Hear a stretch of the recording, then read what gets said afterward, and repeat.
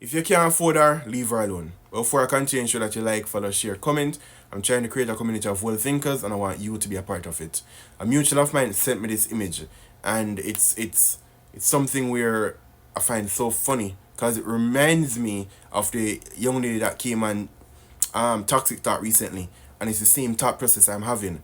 If you know you can't afford this type of women, leave them alone. She's literally putting it out there. You can't say she a gold digger and she are well you can, but you can't say she a try to trick you. Cause she put it out there. If you know you can't afford it, or she's not the type of woman where you want, then leave her alone. You don't need for to get upset. You don't need for to think about it too hard. You don't need for to say them woman nowadays. It no matter. She's not your type. You can't afford her, or she's just not your type. Leave her be. You ensure that you have a list up for the type of woman that you want, and make sure the type of woman where you want meet those requirements. As to women, you can have all requirements that you want, but the man that can provide it may not be the man that you want.